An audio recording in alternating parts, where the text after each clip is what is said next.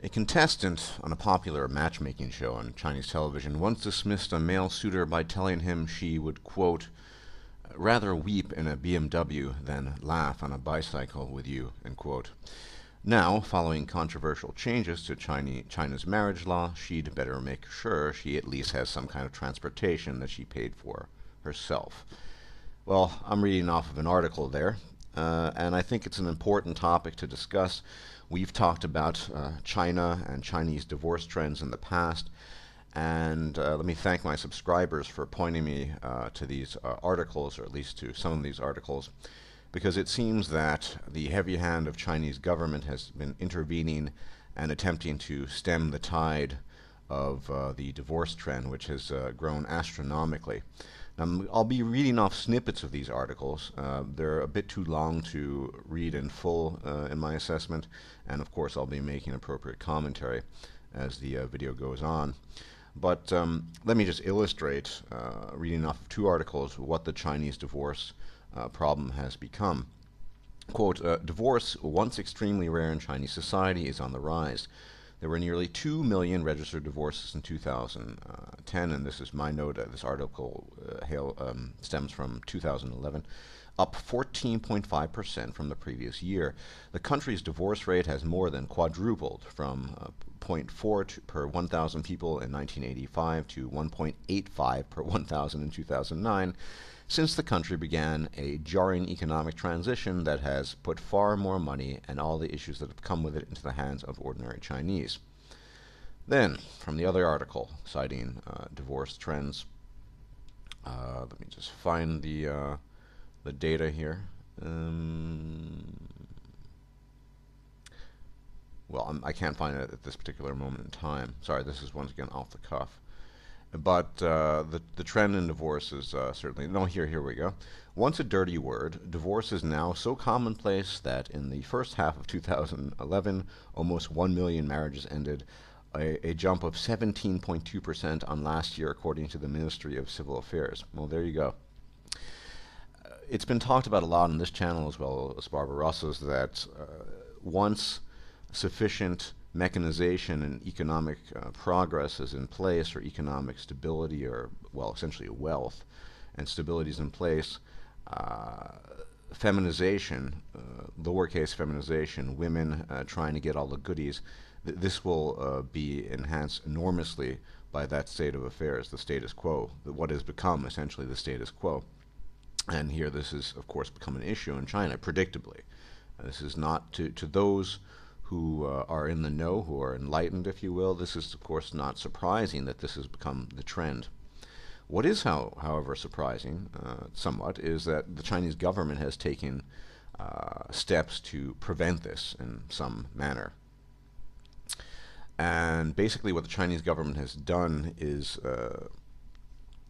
made it so that the original payer, the original person who paid for the home, is also that person who retains that home in the case of divorce. Of course, most of these payers, most of these persons who had paid for the home are men. You know? And so in a way, it's an effort to bolster the rights and some level of men, although I don't think governments don't have the issues of and the rights of men at heart. It's simply probably an issue to stabilize an effort to stabilize society more than anything else. That's probably what's really going on, but still it is to the benefit of men. And you know, I can also cite some other interesting quotes before proceeding on. That quote, owning your own house has long been seen as a prerequisite for getting married in China. A survey released on Valentine's Day this year found that only 38% of women would be willing to enter a so-called naked marriage, the popular term for a wedding held without first purchasing a house and car. Of course, hypergamy 101, we all know what's going on. What's interesting here is that the Chinese government has taken these steps to somehow halt or pause those who are far too willing to divorce. And of course, the divorce rate has risen astronomically. Now, one interesting thing to observe in all of this is that the minute the Chinese government introduced this into law, Chinese Supreme Court, if you will, women were in an uproar. I mean, at the end of one of these articles, you can see another article, another user of the popular Sina Weibo or Weibo social networking site wrote, "The new marriage law tells us we women should earn our money, buy our own house, get artificial fertilization in the hospital, and have a baby by ourselves." So, once again, women relying on male labor and resources to get a free ride. And when they don't get it, they get really upset. See, you're not seeing women getting upset that, say, only 38% of women surveyed were willing to shack up with a man without a pre-purchase house and car. No, of course they're not going to get upset about that. They only get upset when they lose their entitlements and their goodies. And it's I can't. I mean, I'm on kind of on the fence here because I'm as someone with who's essentially apolitical these days, with nonetheless strong libertarian tendencies from my previous incarnation.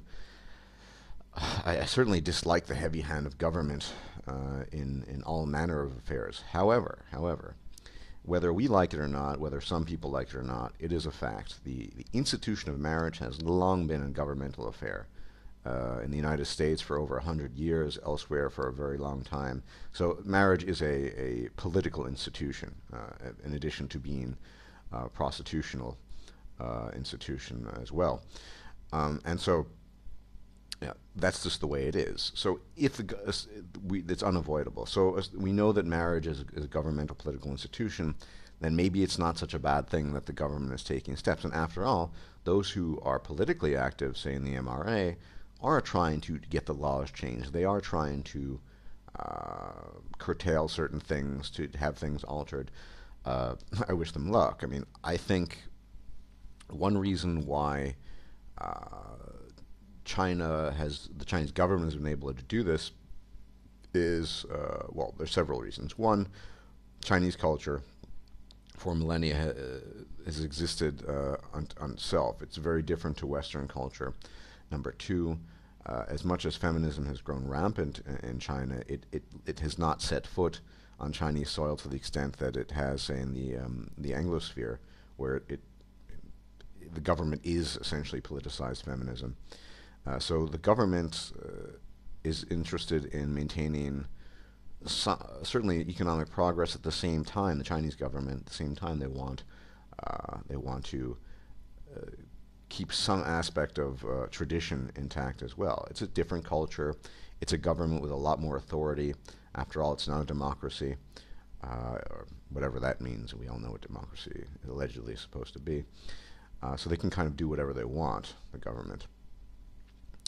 But what we see here is just classic.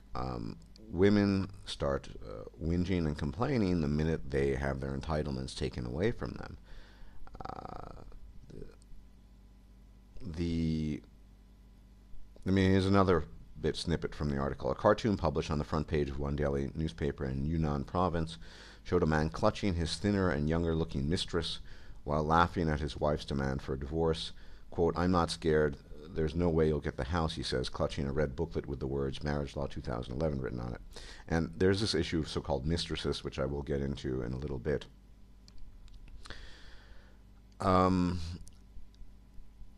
So what's going on here?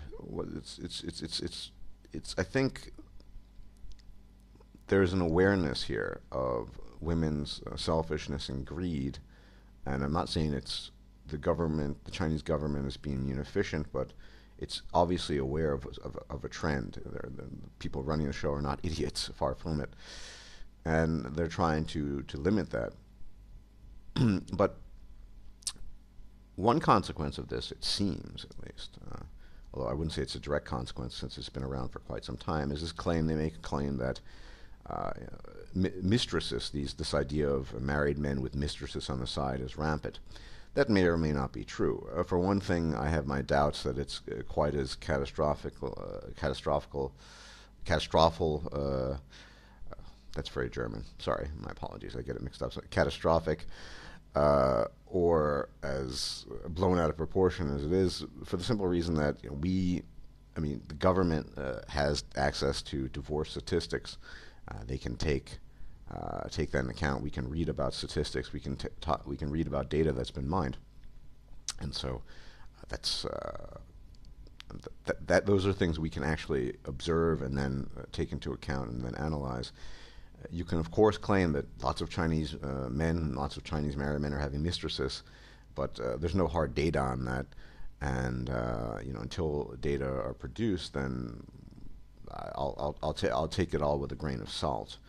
That said, I did find an article on the so-called Chinese mistress epidemic.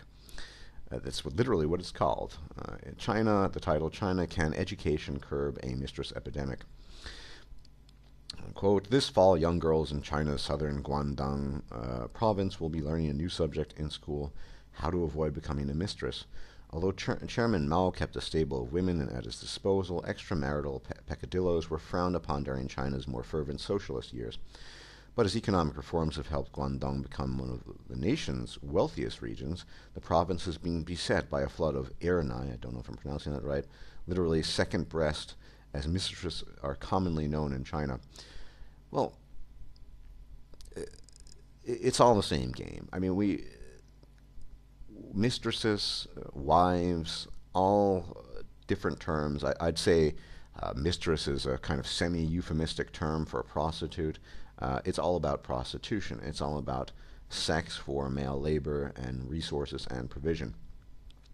And it may well be an epidemic in China. I don't know. I tried to find more information on it. There's not that much information. There's certainly no government statistics, at least that have been published, that support some of these rather extravagant claims. But let's assume it is a problem.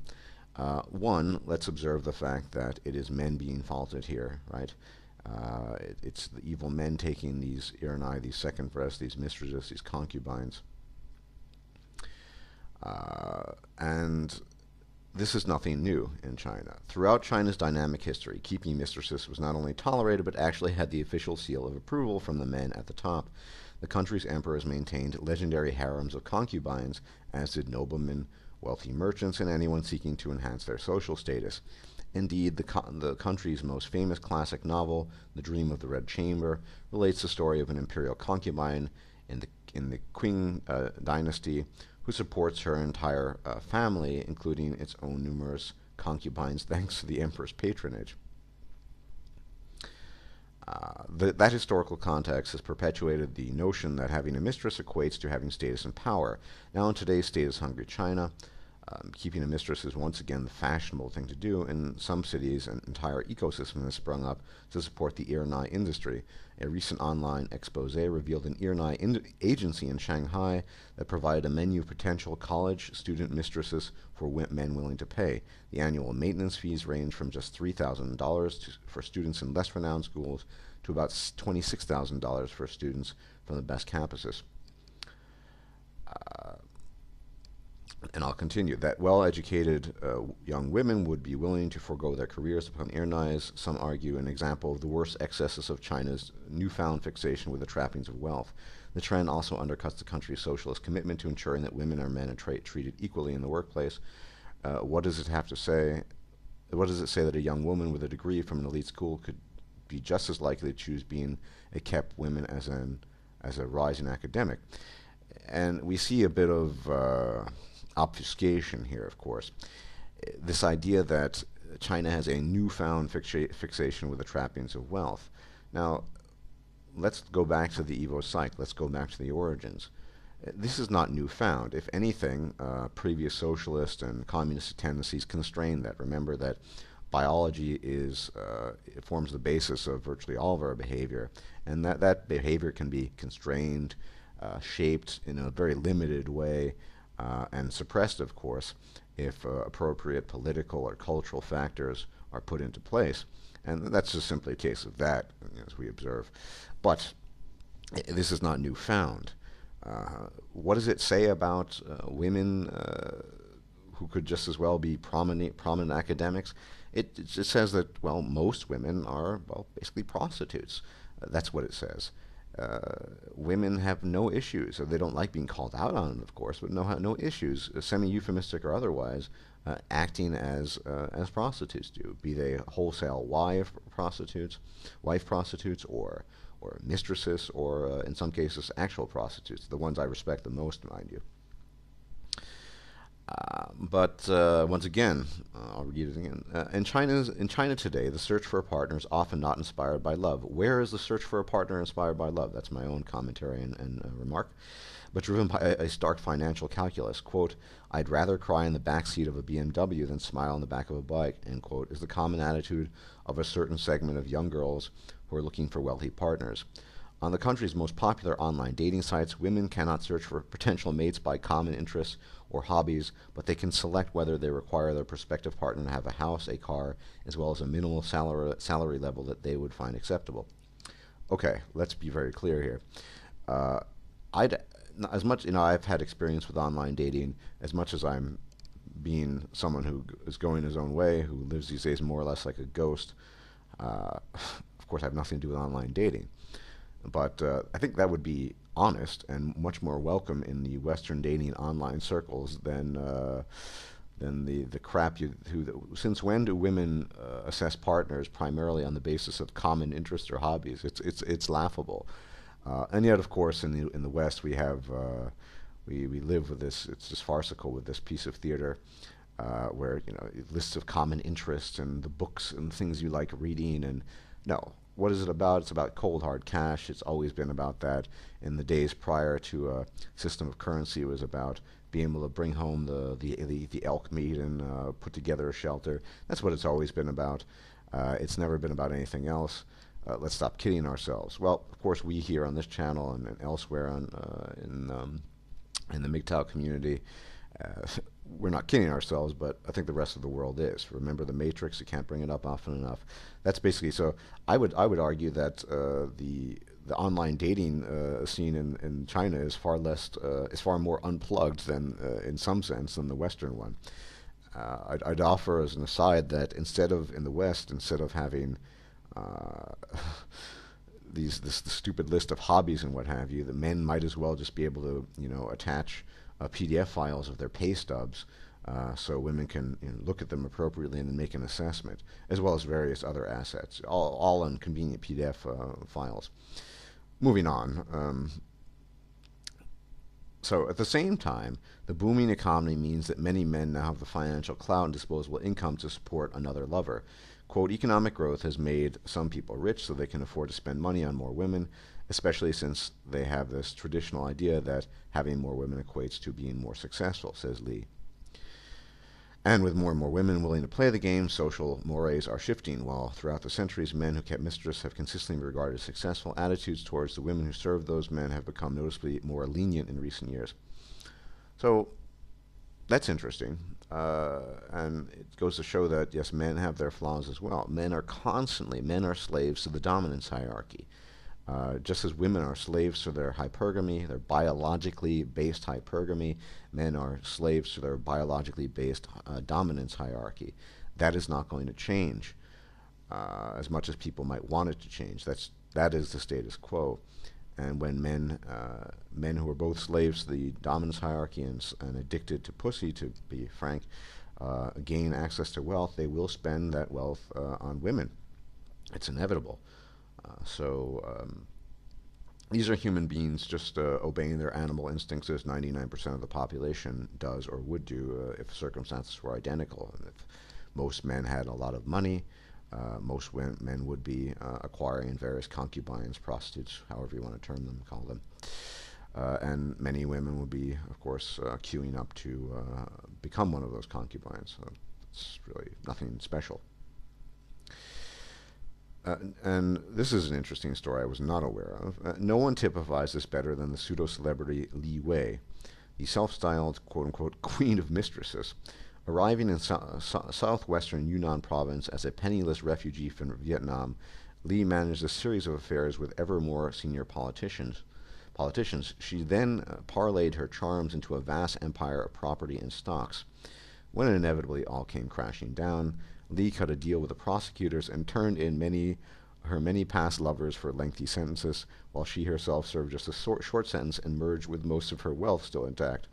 Her conquests included Li Jiating, governor of Yunnan, and after Li was jailed, Du Shisheng, Communist Party secretary of Qingdao, who enabled Li to make a fortune from Qingdao's role as a host city for the 2008 Olympics. So here's a woman who, I suppose, excelled at prostitution, made a huge profit, and got off scot-free after betraying, of course, the men she was liaised with.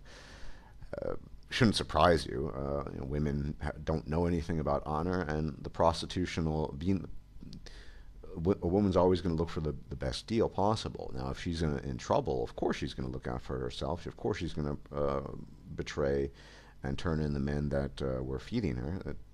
That's what women would do. Most women would do. And yet, for all her corruption, deceit, and treachery, Li has earned as many admirers among the Chinese public as she has detractors. Some delight in the power that a commoner wielded over corrupt officials, while others respect her for having made her way to the top from humble beginnings. Quote, "If she only had a pretty face and nothing else, there's no way she could have tempted all those officials," said one poster on a popular online forum, Tianya. Quote, "She must have had something that other girls didn't: maturity, tolerance, and knowledge." Well, no, there's no doubt that she had a lot of cunning, and she probably had a fair degree of intelligence. But what's so admirable about it? Well, the admiration comes from women admire other women who are able to manipulate men, control men, and this just shows that no matter how powerful a man might be, even those powerful men, if they're not aware of their baser instincts, if they have not analyzed them and on an intellectual level, internalized them and thus rejected those base instincts, they are slaves to their libidos, and they are slaves to their dominance hierarchy inclinations as well, and they can literally, and this was the case, fall to a woman who turned them in without batting an eyelash. This is admired by women because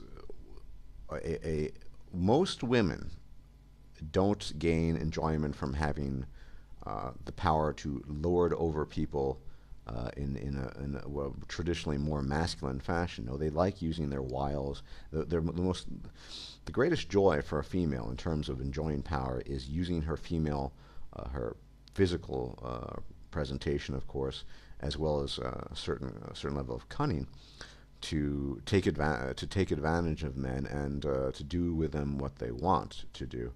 And I think we see this very well illustrated in this story. With respect for Ernai's on the rise, the attitude towards cheating men unchanged for the centuries. Cassis, I don't know what that stands for, Lees argues that focusing on female education alone is not going to solve the problem.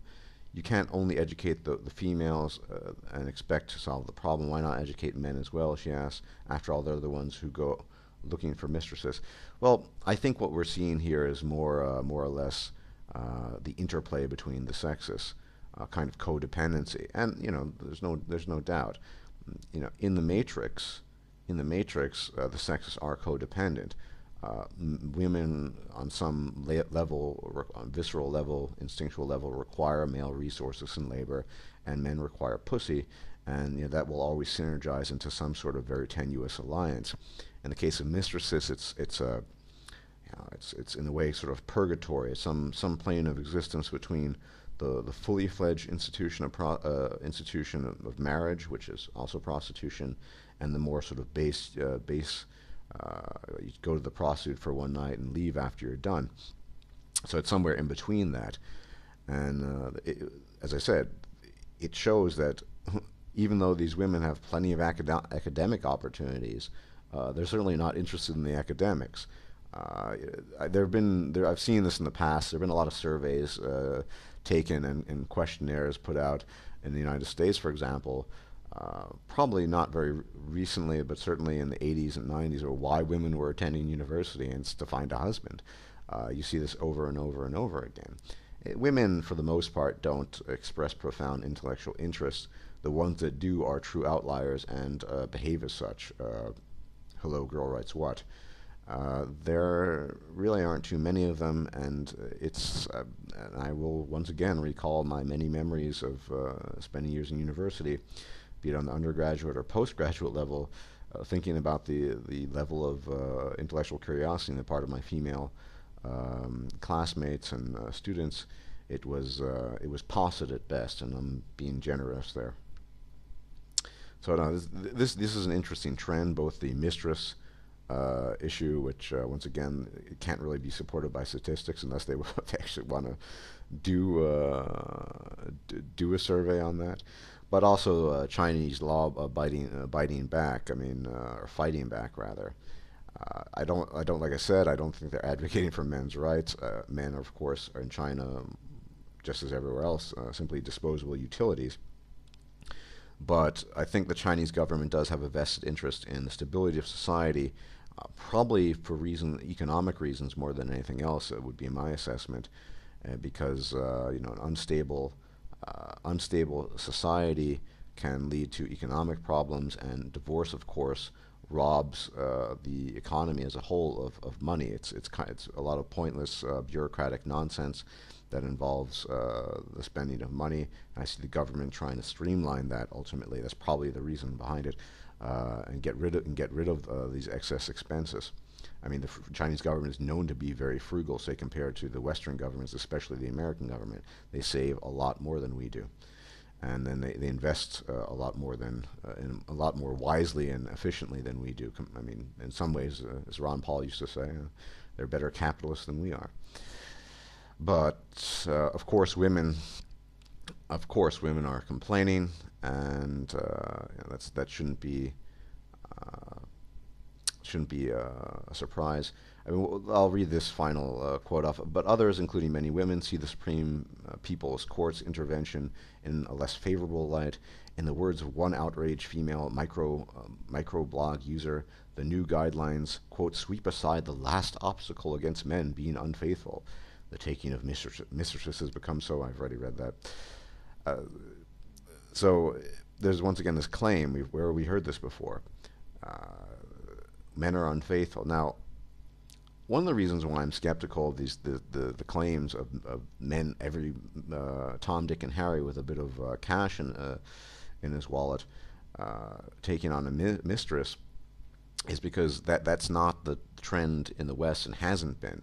Now, if my logic here is that divorce trends and trends in this particular sphere of culture have followed more or less to a T the patterns of the West, albeit at an accelerated level, I would argue that most men, not all men, of course, are faithful to their wives, much as most Western men are, and that this is a typical claim by women that the women are getting divorced en masse because, well, the men are unfaithful. That has to be the reason, not because she's having a bad hair day, saw a guy with a bigger cock or more money or whatever the hypergamous instinct leads them to believe.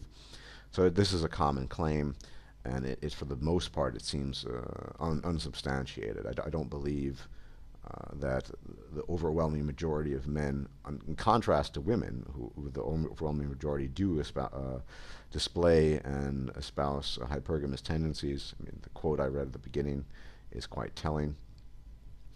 I don't buy into it.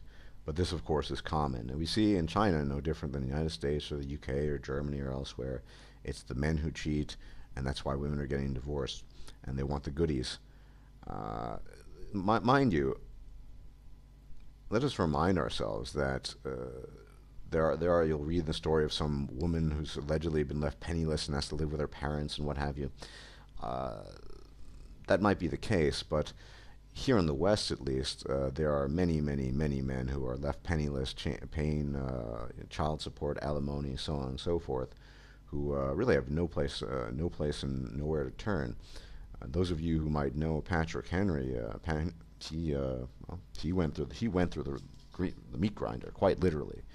He became MGTOW, a man going his own way, because he suffered the indignity of the Western divorce system and a cheating wife, among other things. And if you listen to his story, it's quite tragic, but on the other hand, all very inspirational. I don't know myself. I mentioned this before. I'll say it publicly. If I myself would have had the wherewithal, after all that he had gone through, to pull myself up by my bootstraps, as the saying goes, and and proceed onwards. A very moving story of his, but also indicative of what I mean, that so many guys are left out in the ringer and nobody gives a shit about them. Yet these women are complaining about being homeless. Well, why don't you go out in the street and look at all the homeless there? I'm telling, and you'll notice that the majority of them are not women. Is anyone campaigning for them or giving a shit about them? Not really. So here we see, implicit inherent feminism, the native feminism that is native to the female, manifesting itself, constant need for entitlement.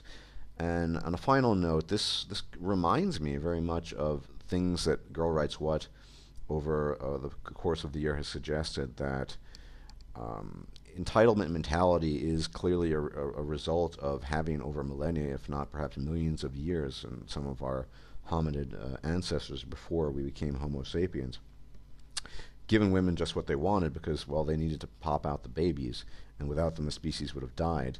And this entitlement, I believe the female entitlement mentality, as a sort of complement, unfortunately, to hypergamy, in part it is based, they go hand in hand, they're one and the same and yet somehow different, that the entitlement mentality is native to the female. I mean, she believes that she has certain rights that a man does not believe he has. One, because men have been socialized, which has once begun over millennia, if not millions of years, which in turn has become, because limiting factor in reproduction, men are not. They have internalized that for a combination of biological, sociological reasons. Right now, men don't think they're worth very much, and because you don't see a lot of men campaigning out there about being homeless or being disadvantaged. Men who do that are in the minority. But should a single former housewife end up on the street as a homeless woman, well, the entire world needs to take notice and get upset about it. So female entitlements, that's it's think about it. Women have more tear ducts than men do. All of them crying, they manipulate, all in an effort to get the goodies. That's who they are. And men, yes, I never have issues. See, those who might accuse me otherwise of censuring men, and men are way too willing to cater to that. In the early 21st century, the epoch that we live in, it's simply not necessary anymore. If it were, the environment we live in would be more reflective of the Pleistocene, and we're not living in the Pleistocene anymore. So men need to really stop doing this. But that's the matrix, right? The matrix is female entitlement and hypergamy, and men competing in the dominance hierarchy in an effort to appease or appeal to that hypergamy, and that's the name of the game, and that's not going to change. I was tempted to do a separate video on this whole nature versus nurture.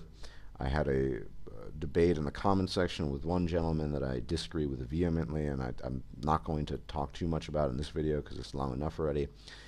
This idea that he offered, the idea that hypergamy is somehow primarily a socialized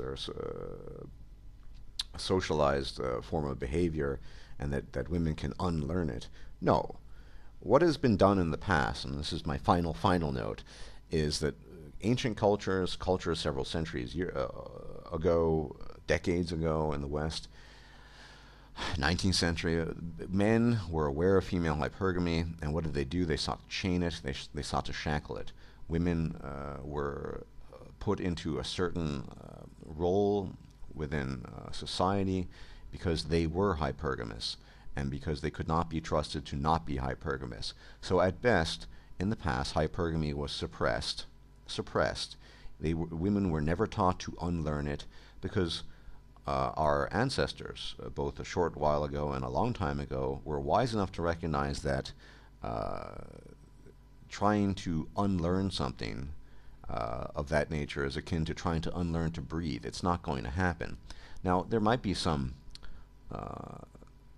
future setting wherein hypergamy is once again chained and the beast is shackled and suppressed, but it's not going away anytime soon. I'll argue it's not going away, well, anytime in the long distant future either. It's here to stay, and the only thing we can do is navigate these piranha-filled waterways. I suppose, a somewhat specious analogy, and try to deal with it as best we can. Women, and to the gentleman, you know who you are, who was bringing this up. Women, upon being quote unquote educated by hypergamy, automatically enter into a state of denial. They don't want to know about that. They will use their rationalization hamster to find out, to discover some other reason for their behavior. That is just the case. Will there be exceptions? Sure. There are always exceptions. But just as most people are not 193 centimeters tall and fall somewhere within the spectrum of average height, that's why we have generalizations and averages. The same can be said for women. As I said in my comment, good luck educating 3 billion plus of the world to unlearn their supposedly learned behavior. It's not going to happen, and that, sir, unfortunately, is a pipe dream, and one that ultimately is not very helpful. You can have all the dialogue that you want, but I think you'll be expending unnecessary calories in such a dialogue as you talk to the women that you believe you can re-educate.